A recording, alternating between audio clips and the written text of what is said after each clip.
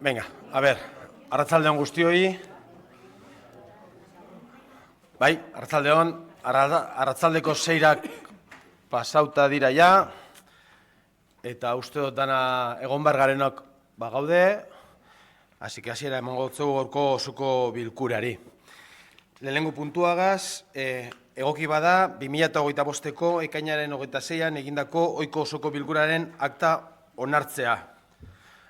Aldeko bozkak. Hau batez, oso ondo. Bigarren puntua, egoki bada, alegazioen ebazpena eta 2025-2029 Basauriko Bizkaia Zarataren aurkako ekintza plana behin betiko onartzea. Bueno, txanda bat zabaltzen dugu, bat edo bi zabaltzen ditugu, eta bazten gara nahi duzunetik. Bai, Pepe? Desde el Partido Popular vamos a apoyar la aprobación definitiva del Plan de Acción contra el Ruido de Basauri 2025-2029, porque consideramos que se trata de una medida necesaria para mejorar la calidad de vida en nuestro municipio. El ruido es una forma de contaminación que afecta a la salud física y mental de muchas personas, especialmente en zonas urbanas densamente pobladas.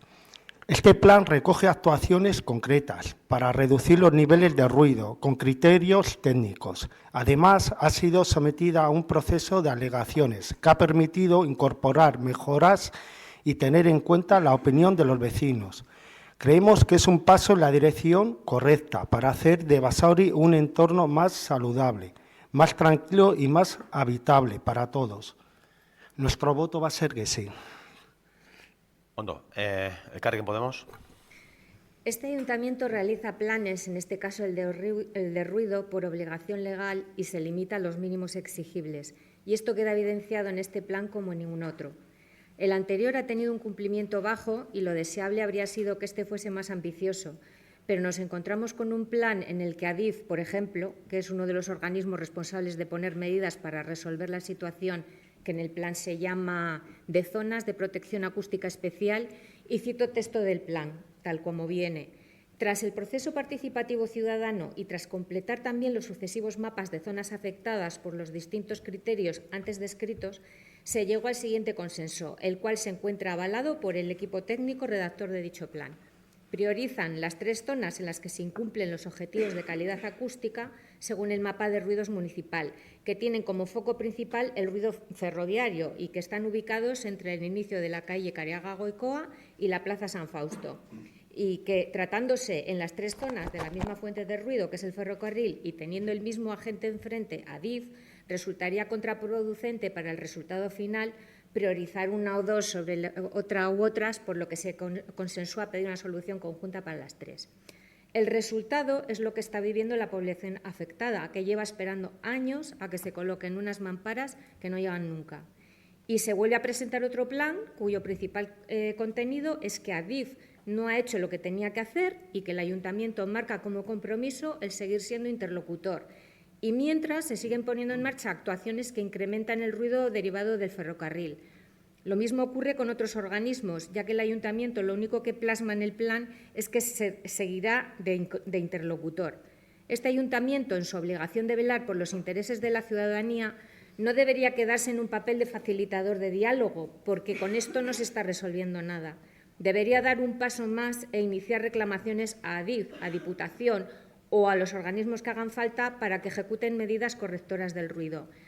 Con respecto al ruido del tráfico, consideramos que se queda corto también. Lo vemos en las contestaciones a las alegaciones de Sagarrak y del barrio de Zabalandi, que como son pocos y Diputación no ve una solución viable, les recomiendan que cambien las ventanas.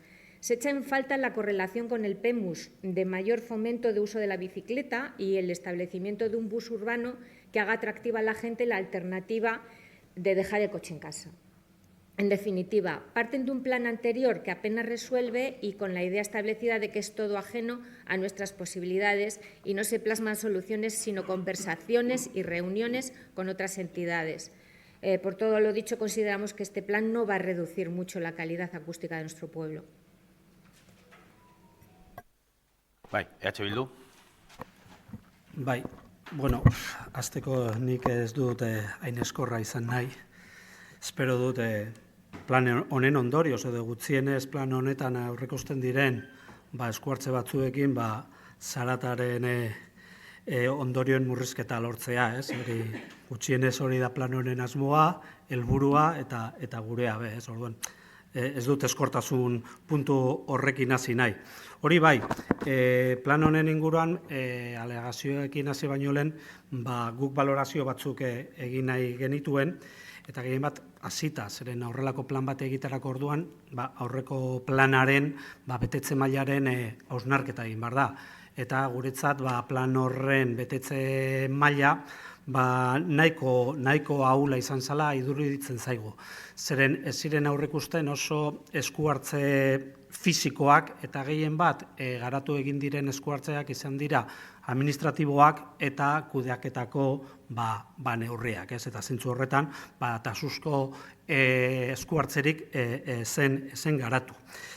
Gero ere bai, baloratzeko da, plan hau egiterako orduan, prozesu parte hartzailearen pisua be bai. 45 kontsulta besterik ez ziren jaso, eta, karo, errua ez diogu inori egotzi behar, baina aukera eman da, gertatzen dena da, igual gobernu talde bezala ere, edo enpresa plan hau egin duen enpresak hausnarketa bat egin beharko luke, eskuhartze edo parte hartzearen pisuaren inguruan, ez? Zeren uste dugu oso basua izan dela, eta ondorioz, etorkizunari begira, garrantzitsua izango litzateke, honen inguruko hausnarketa bat egitea. Hori bebai, ekarpen bezala. Baita ere, ez dakigu zeintzuk izan diren babes akustiko bereziko zonak zehazterak orduan zeintzuk izan diren irizpideak, hau da, lehentasunak ezartzerak orduan zeintzuk izan diren irizpideak. Uste dute, bazegoen alegazio bat hortik horren inguruan, eta bueno, baina bat egiten genuen balorazio horrekin. Baita ere, komentatu da, mugikortasun planarekin guztiz edo erabat lotuta, edo koordinatuta, edo egon barko litzatekela, eta guk hala uste dugu. Eta hala izan da, zeren guk aurkeztutako alegazio batzuk, mugikortasun planarekin aurkeztutako alegazioak baitziren, eta mugikortasun planaren eztabaidan erantzun zirenez, erantzutzat ematen dira, naiz eta gure ustez ziren erantzuk gutxienez guri konbentzitzen zizkiguten erantzunak, ez? Baina, bueno, eta gero ja apurtxu bat zentratuz. Udal honek non dauka aukera esku hartzeko zarata murrizteko. Trafikoan, ez da? Hori guztiz ados gaude, trafikoaren ondorioetan. Badaude trenbide zerbitzu batzuk eta enpresa batzuk, ADIF, ETS, eta horiek, plan honetan, argi dauia, aurreikusitako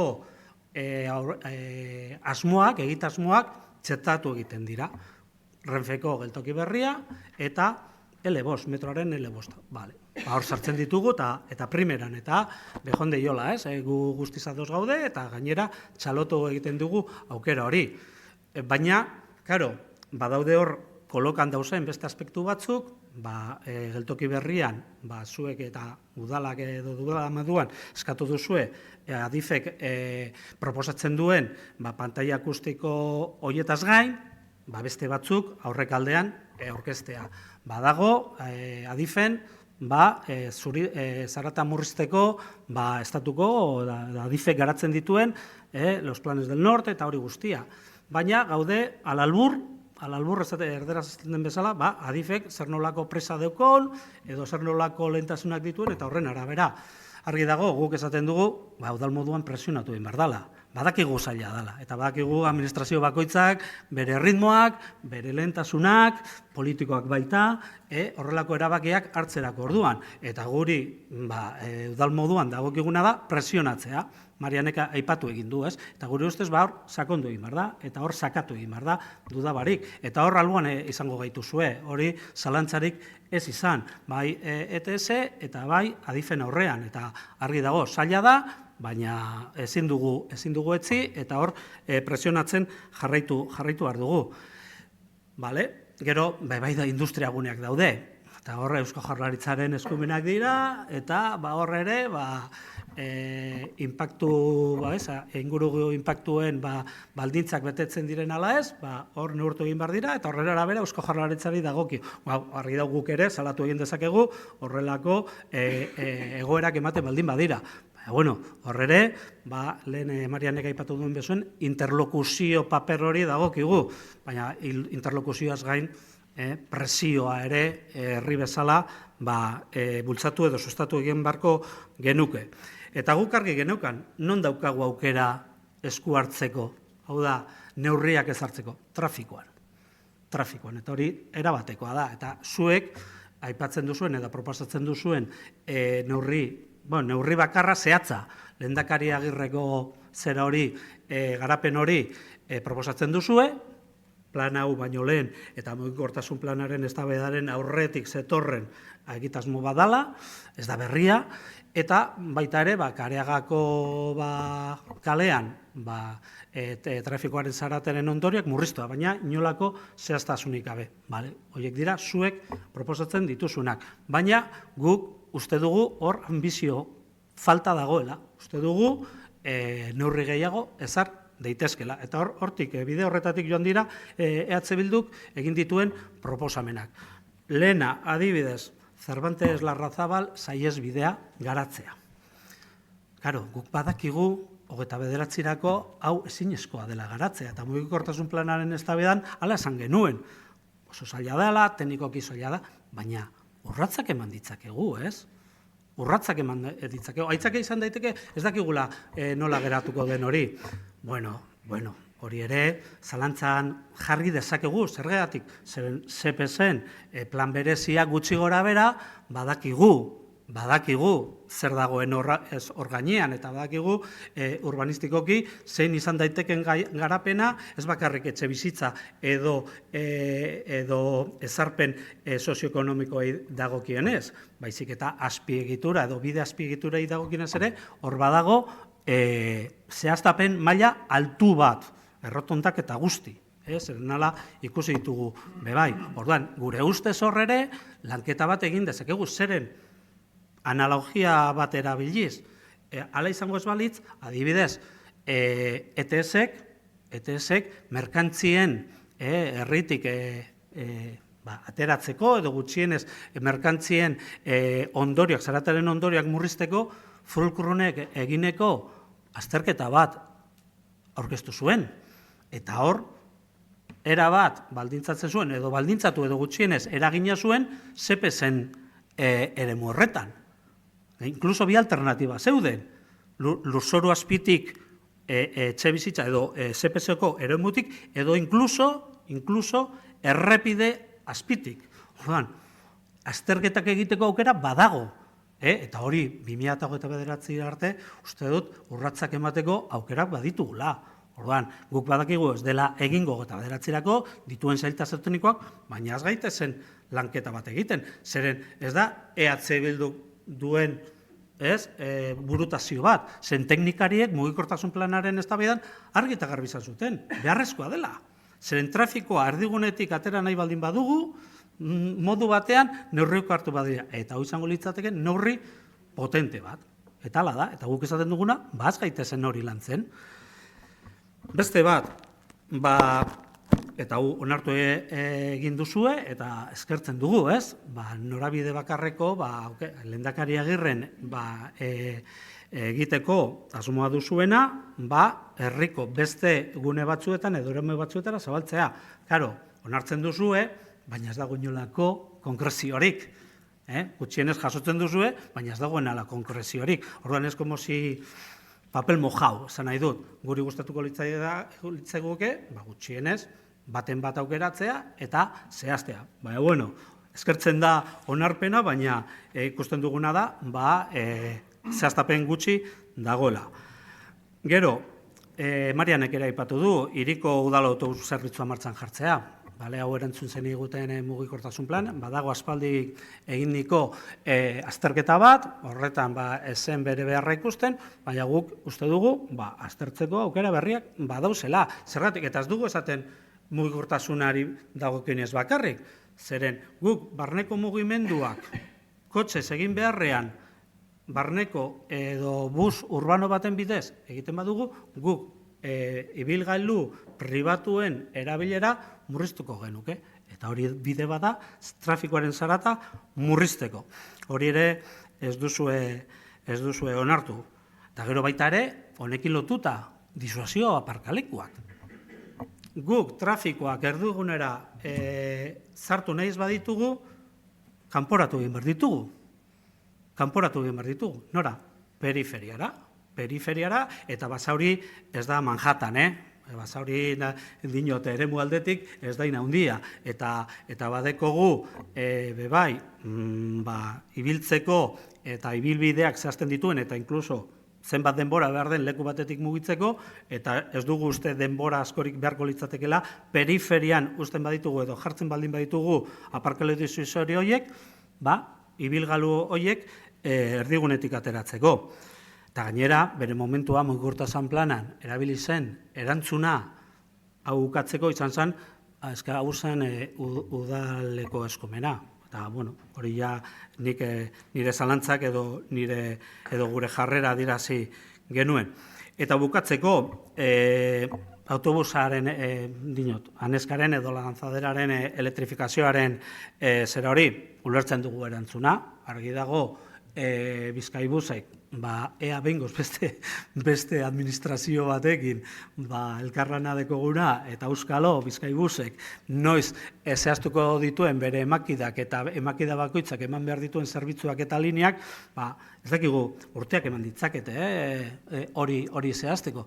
Eta bitartean, lanzadera berdinarekin jarraitzen dugu. Eta, guk ez dugu esate, elektrifikazioarena, gutxinez hibridoak edo zarata buruzteko, zeren hauek sortzen duten zarata esaten zen ezela inbeste dezibeliokoa.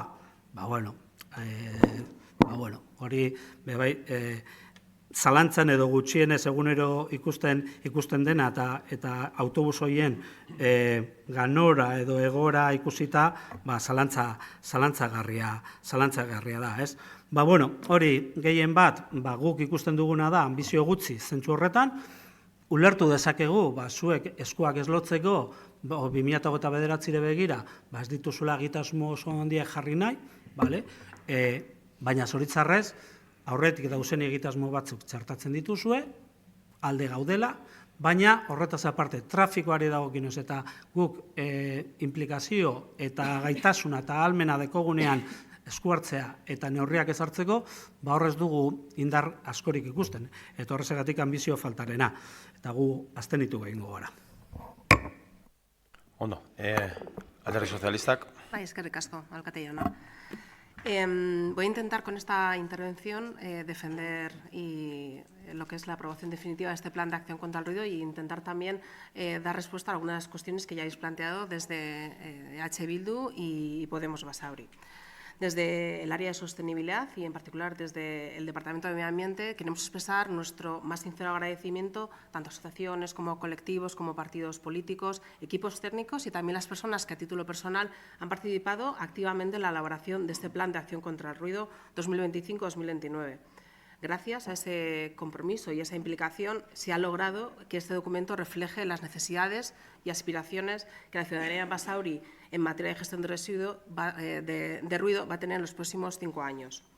Este plan, quiero recalcar y quiero remarcar que se fundamenta en datos absolutamente objetivos, que están proporcionados por una herramienta de diagnóstico que son los mapas de ruido, que en nuestro caso, en el caso del Ayuntamiento de Basauri, el último aprobado es en 2021. Ese mapa de ruido, a través de diferentes mediciones acústicas, lo que hace es buscar en qué zonas específicas del municipio hay una exposición de ruido a nivel medioambiental más alto y se identifican esas zonas en las que se debe actuar. Y es este plan, este documento en el que traemos aprobación definitiva, en el que establecemos las diferentes prioridades de actuación de forma precisa y de forma eficaz. Por tanto, este plan lo que recoge son medidas correctoras y concretas para reducir la contaminación acústica en aquellas zonas donde se incumplen esos objetivos de calidad acústica, es decir, las OCAs, convirtiéndose en una herramienta absolutamente clave para mitigar esos efectos en el entorno urbano. Y su finalidad es clara, es mejorar la calidad acústica de Basauri, ya sea, por un lado, reduciendo los niveles de ruido existentes o preservando las zonas tranquilas, que mediante la aplicación de diferentes medidas correctoras se puede conseguir. Este documento propone, basándose en unos criterios objetivos y la priorización consensuada que ya se hizo en el plan anterior de acción contra el ruido 2018-2022, era una de las acciones que vosotros habéis hecho mención, que es la priorización de las zonas de protección acústica especiales. Lo que se hizo en ese proceso específico fue, con asociaciones vecinales e interesadas en la materia, priorizar qué zonas del municipio necesitaban una atención, y nunca mejor dicho, prioritaria, para que se pudiera trabajar en ellas. Y lo que se hizo fue identificar esas zonas, esas CEPAES. Y lo que hace este plan ahora mismo es un siguiente paso, es declararlas. Y se declara una CEPAE haciendo planes zonales, con medidas correctoras. Lo que hacemos en este plan es declarar 4 zonas. 3 de ellas están vinculadas al tráfico ferroviario, como son la zona de Cariaga, Vías Adif, Vías Adif San Miguel y San Fausto Bidebieta, en el que el gestor responsable es Adif. Y otra en la que es Lehendakari Aguirre y el entorno de Ariz, donde la afección está dada por el tráfico rodado y en el que la responsabilidad recae en nosotros mismos, en el propio ayuntamiento. Sabemos y sé perfectamente que no es fácil asumir que dependemos de terceros, y es la realidad. Dependemos de terceros para mejorar significativamente la calidad de vida de nuestra ciudadanía, pero, sin embargo, esta realidad no merma en absoluto el empeño y la determinación que este equipo de Gobierno tiene como reto. Que le quede claro a todo el mundo, todos los que estamos aquí presentes, a la ciudadanía, que vamos a hacer todo lo que esté en nuestras manos y que nadie tenga duda de ello. Contamos, además, con un equipo absolutamente altamente cualificado a nivel técnico, tanto en sostenibilidad como en medio ambiente, con una firme voluntad de transformar Basauri. Y eso, personalmente, y creo que también de este equipo de Gobierno, es motivo de orgullo. Somos conscientes de que no será un camino fácil, creo que ya se ha dicho aquí. Habrá que dialogar con diferentes administraciones supramunicipales y sabemos los tiempos que nos gastamos y que se gastan. Además, habrá que invertir recursos, establecer prioridades, pero también sabemos que no hacer nada no es una solución. Entonces, vamos a seguir pues eso, haciendo todo lo posible para que eso se revierta. Fruto, por ejemplo, de ese diálogo constante con diferentes entidades gestoras, hemos conseguido, se ha logrado, es la que os ha citado ahora mismo, que es la nueva estación de Bidebieta. Esa nueva estación de Bidebieta, en la que esa prolongación de la losa y las 2 pantallas que se van a colocar van a mitigar la afección acústica de toda esa zona. Pero claro, no nos conformamos y queremos mucho más. Llevamos reclamando formalmente a Adif, en este caso, que hablamos ahora en materia de ruido ferroviario, la instalación de pantallas y demás medidas correctoras. Hemos presentado alegaciones a los mapas de ruido, hemos solicitado reuniones, hemos insistido una y otra vez y seguimos haciéndolo hasta que cumplan con su responsabilidad, porque son ellos quienes tienen esa responsabilidad. Y vuelvo a repetir, queremos mucho más. Y para eso traemos a este pleno la aprobación definitiva de este plan. Un plan que es ambicioso, pero también es realista, con unos objetivos claros y que, aunque puedan parecer pocos, son profundamente transformadores. En lo que respecta a Lehendakari Aguirre y su entorno, y en línea con el recientemente aprobado el Plan de Movilidad Urbana Sostenible, ya estamos inmersas en la adjudicación del nuevo proyecto de humanización de esa zona, con una nueva visión de espacio urbano, que es una de las alegaciones que se han aprobado y que se han admitido. Una nueva visión en la que la movilidad sostenible sea, digamos, el leitmotiv de la nueva forma de configurar los espacios urbanos en este municipio, que sean más sostenibles, que sean más amables y que además todo esto contribuya a una mejora de la contaminación acústica que se sufre por ese tráfico rodado. En definitiva, este plan de acción va mucho más allá que una declaración de intenciones. Es una hoja de ruta que es concreta, con acciones específicas, además orientadas a reducir el impacto de ruido en Basauri. Y es una muestra de voluntad colectiva de todos los que hemos participado y vamos a participar para construir una ciudad más habitable, más silenciosa y más saludable. Gure bozka baiezkoa izango da. Baiet. Bueno, ez dakit, EAJ... Bai. Nik, bueno, pues, bai, urbildu mikrofona bestela. Bueno, yo poco que añadir a las explicaciones de Irene. Es verdad que lo que hoy aprobamos va a ser una hoja de ruta concreta, con acciones. Además, bueno, se ha hecho en las intervenciones varias alegaciones al plan de movilidad, al PEMUS. El PEMUS, cuando se trajo a su aprobación, es verdad que se marcó un eje temporal, porque así lo avaló la parte técnica, en la que se trata de hacer acciones que sean ejecutables, teniendo en cuenta los recursos humanos y económicos. Y con esta visión de coordinación ha trabajado el plan de ruido, que hoy traemos a aprobación definitiva, y trabaja de la mano del PEMUS. Creo que hoy Basauri avanza con un plan que tiene objetivos de prevenir y reducir la contaminación. Creo que decir que, bueno, que el equipo de gobierno se queda como interlocutor, yo creo que el equipo de gobierno es motor y está en cualquier circunstancia en la que pueda alegar y puede solicitar mejoras para nuestros ciudadanos. Ahí está.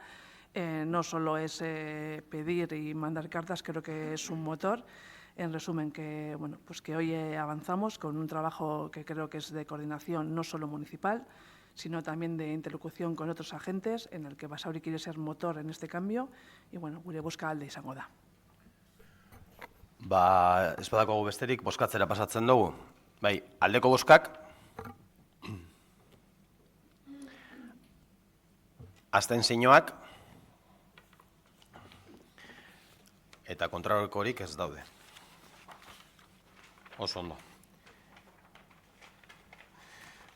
Hirugarren puntua, egoki bada lanpostuen zerrendaren aldaketa onartzea. Delineatzailea COD 0-7 amortizatzea eta katastro kudeaketan espezialista erdi mailako teknikariaren lanpostu bat sortzea COD 0-7. Aldeko bozkak. Bai, hau batez. Laugarren puntua, egoki bada lanpostuen zerrendaren aldaketa onartzea. COD 2-0 kultura politikako administrazio teknikaria lanpostuen sortzea. Aldeko bozkak. Hau batez. Bosgarren puntua, egoki bada lanpostuen zerrendaren aldaketa onartzea. TAG lanpostua COD 004 HAZ-eri atxikitzea eta haren beriazko eginkizun batzuk egokitzea. Aldeko bozkak. Ondo, hau batez. Seigarren puntua, egoki bada, teknikari laguntzailearen plaza amortizatzea eta COD 0-7 katastro kudeaketako erdi mailako teknikari espezialista lanpostuari dagokion plaza sortzeko aurrekontu plantillaren aldaketari hasierako onespena ematea. Aldeko bozkak. Hau batez, bai. Zazpigarren puntua, egoki bada, COD 2-0 kultura politikako administrazio teknikaria. Lanpostuari dagokion lanpostua sortzeko aurrekontu plantillaren aldaketari hasierako onespena ematea. Aldeko bozkak. Hau batez. Zortzigarren puntua, egoki bada, COD 004 administrazio orokorreko teknikaria HAZ lanpostuaren atxikipen berria eta izena islatzeko aurrekontu plantillaren aldaketari hasierako onespena ematea. Aldeko bozkak. Hau batez. Bederatzigarren puntua, egoki bada, 37/2025 kreditu aldaketa hasierako onespena ematea. Kreditu gehigarrien bidez osasun arloko eskatuta. Zenbatekoa 50.000 euro. Aldeko bozkak. Hau batez, bai. Egoki bada 2025 kreditu aldaketa onartzea. Kreditu transferentziaren bidez gizarte ekintza arloak eskatuta. Zenbatekoa 14.174,71 euro. Aldeko bozkak. Hau batez. 11. puntua, egoki bada 06/2025 kreditu aldaketa hasierako onespena ematea. kreditu gehigarriaren bidez Basauriko kirolak eskatuta. Zenbatekoa 14.000 euro. Aldeko bozkak, bai, hau batez. 12. puntua, egoki bada, udal lokalek herritarren elkartei lagatzea arautzen duen ordenantzaren aldaketari hasierako onespena ematea. Aldeko bozkak, parkatu, bai, parkatu. Elkarrekin Podemos. Sí, antes de votar queríamos hacer una apreciación, que seguimos insistiendo en que se decide modificar reglamentos y ordenanzas y en este caso ha pasado por igualdad también, por el área de igualdad, pero no ha pasado por una consulta previa con todos los grupos políticos para poder aprovechar el momento y presentar mejoras, ya que se modifica el capítulo 3, que es el de criterios para el otorgamiento de las cesiones, donde se indican unos baremos para el otorgamiento de las cesiones con unos criterios de puntuación que pueden llegar a 100. Y en la comisión pregunté cuál es el mínimo dentro de esos criterios para conceder local y no se me respondió, porque en la ordenanza actual no figura y en la propuesta de modificación tampoco. He puesto este ejemplo, pero hay más cosas, porque en el baremo que se modifica de igualdad, desde nuestro grupo político habríamos propuesto alguna modificación, que ya las comenté en la comisión, como serían el apoyo a colectivos vulnerables y la realización de actividades inclusivas. No ha sido posible, porque este grupo de gobierno tiene esta forma de actuar.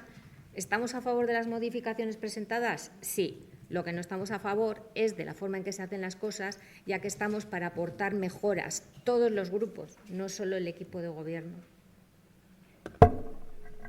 Bai. Bildu altzatu eso suelto. Ez, parkatu. Parkatu. Bai. EJ. Bai. Bueno, el objetivo de esta ordenanza es establecer cómo se debe llevar a cabo la cesión temporal de los locales y gratuita, lógicamente, así como los derechos y deberes de quienes los usan. La ordenanza actual incluye ciertas obligaciones económicas para las asociaciones sin ánimo de lucro que usan estos locales. Y como, por ejemplo, pues puede ser asumir los gastos de consumo de luz, de agua, etcétera. Gastos que, por otra parte, son subvencionables, lo que nos lleva a considerar necesario modificarla y suprimir los párrafos en los que se recogía que las asociaciones debían de costear dichos gastos. Además, se aprovecha esta modificación para adaptarla a la nueva Ley de Procedimiento Administrativo Común de las Administraciones Públicas, realizar cambios en cuanto al lenguaje no sexista y para la incorporación de la perspectiva de género. Se trata realmente, Elkarrekin Podemos, se trata realmente de una modificación puntual. No estamos haciendo una ordenanza nueva, ni muchísimo menos. Es como digo, una modificación puntual de la ordenanza. El cambio no es un cambio sustancial, es simplemente la supresión de 3 artículos. No hablamos de una nueva regulación y, por lo tanto, no es necesario abrir un periodo de aportaciones para los partidos de la oposición. No obstante, si alguno quiere poner o plantear o proponer algún tipo de modificación, tiene la posibilidad de hacerlo, como cualquier otro ciudadano. Esta ordenanza va a tener una exposición pública de 30 días y tenéis la posibilidad de presentar alegaciones durante ese periodo, sin ningún problema. Bozkatzera pasatzen dugu, orain bai. Aldeko bozkak. Hau batez, bai. Eskerrik asko. 13. puntua, egoki bada, eguneko arretarako eta etxebizitza komunitarioko zerbitzu berriak ezartzeko espedientea hasteko erabakia onartzea. Azterlan batzordeak aurkeztutako memoria kontuan hartzeko eta memoria jende aurrean jartzeko. Bai, bozkatzera pasatzen dugu. Aldeko bozk... Bai, EH Bilduk, bai, hitza dekozu. Unas observaciones, porque este es el segundo paso, entendemos, hacia la implantación del servicio de atención diurna y vivienda comunitaria.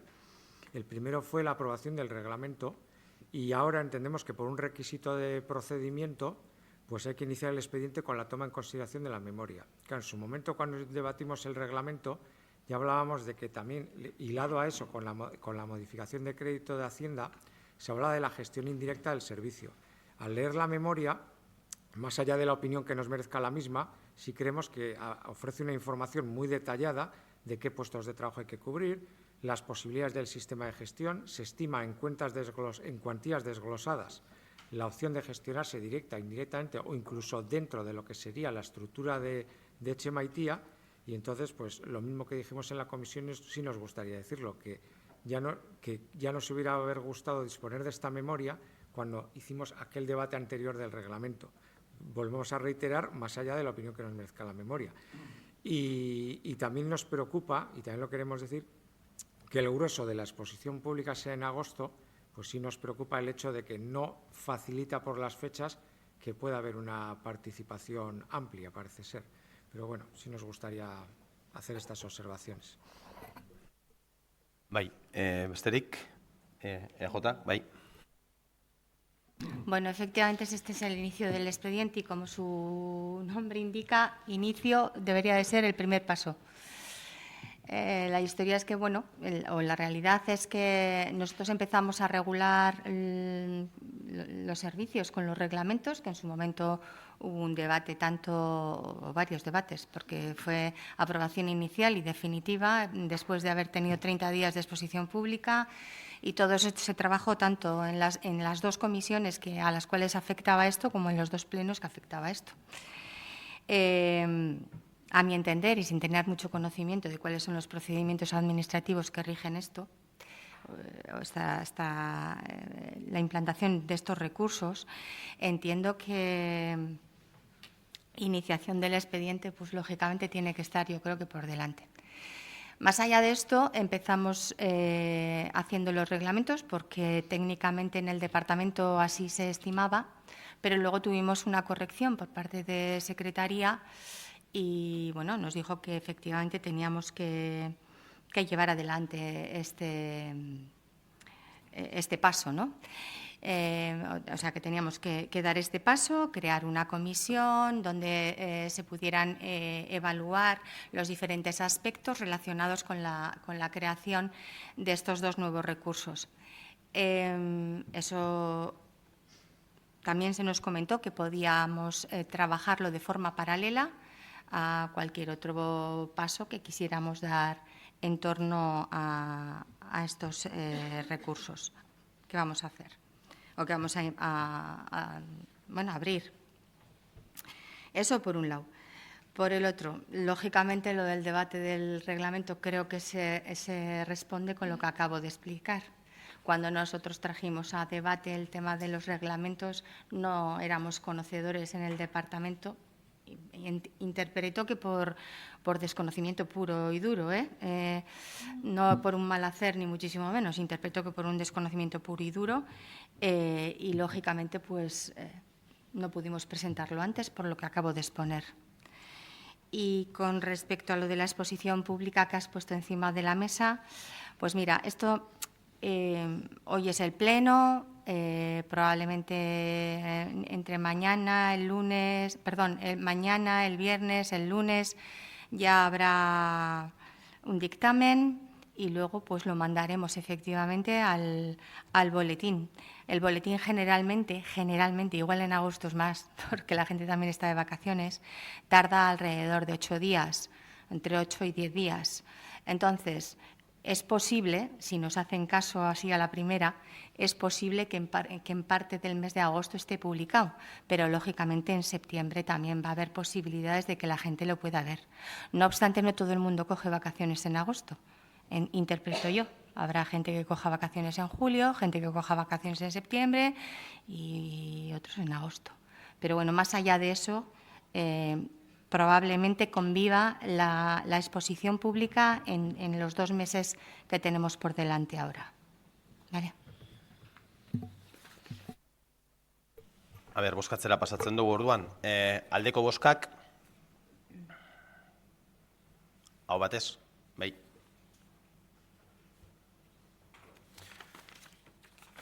Ondo, 14. puntua, egoki bada udal hilerriko panteoiaren buruzko hileta eskubidea luzatzea onartzea. Aldeko bozkak, hau batez. 15. puntua, alkateak eta arloetako ordezkariak 2025ko ekainaren 19tik uztailaren 18ra arte egindako dekretuen berri ematea. Espadakoagu besterik, 16. puntura pasatzen dugu. Alkatetzak urtengo ekitaldian 2. hiruhilekoen onartutako kreditu aldaketen zerrendaren berri ematea. 17. puntua, 2025-06-30ko udal aurrekontu gauzatzearen egoeraren berri ematea. Espadaukagu besterik, 18. puntura pasatzen dugu, aurrekontua gauzatzeko egoeraren eta erakunde autonomoen kontaketa akta berri ematea, 2025ko 2. hiruhilekoari dagozkionak. 19. puntura pasatzen dugu, barne kontroleko atalak 2025ko 2. hiruhilekoen emandako eragozpenen txostenaren berri ematea. Ez dago eragozpenik, 20. puntura pasatzen dugu, hornitzailei ordaintzeko batezbesteko epeari eta udalaren merkataritza eragiketak ordaintzeko epeak betetzeari buruzko txostenaren 2025ko 2. hiruhilekoan eta Basauriko toki korporazioaren batezbesteko ordainketa epe orokorraren berri ematea. Eta hone gainean ez badugu behar azalpenik, eskaerak eta galdera pasatzen dugu. Bai, Elkarrekin Podemos. Sí, es solamente un ruego, a ver si diciéndolo aquí tenemos más suerte. La memoria de la policía. En la comisión de mayo pedimos la memoria y nos contestasteis que se publicaba entre ese día o el siguiente. En la comisión de junio lo volvimos a pedir y se nos respondió que en cuanto esté nos la enviaban. En la comisión de julio, la presidenta nos dijo que el documento ya estaba elaborado y que se comprometía a indagar en lo que había ocurrido para que no estuviese publicado en la página web del Ayuntamiento. En ese mismo momento, por parte mía, en representación de Podemos, le recordé que como grupo político tenemos derecho a tenerla y que nos la puede enviar por email sin esperar a publicarse. Esto tampoco se ha cumplido, porque tienen que publicarla, está claro, pero nuestra solicitud es que nos la envíen porque también se tiene que cumplir el artículo 14 del RON, en el apartado 1, donde dice que los grupos políticos tienen derecho a solicitar información o documentación para facilitar su trabajo, y en el punto 2, la solicitud deberá ser resuelta en el plazo de 5 días naturales. Y ha pasado muchísimo tiempo. Las razones, en algún momento esperemos que se sabrán, pero por favor, rogamos que se nos envíen la memoria de la policía del 2024. Marian, tal y como te comenté en la comisión de julio, se cometió un error humano de la persona que tenía que haber gestionado la subida, pensaba que lo había hecho y a requerimiento mío, antes de bajar a la comisión, se dio cuenta que no ha ejecutado un error humano, se pidió disculpas por ese error humano, mete pata para sacar pata, cojo el ruego y mañana te envío la memoria. Os mandamos la memoria. Es eso, que tiene que estar publicada, pero es que estamos ejerciendo el derecho a solicitarla que se nos... Yo creo que se os ha explicado que sí, ha habido un error, tenéis derecho a recibirla y se os mandará la memoria. Besterik, ez badago gehiagorik, irailera arte. Eta oporrak hartzen dituzuenok, ondo ibili. Etorri zareten hau ja,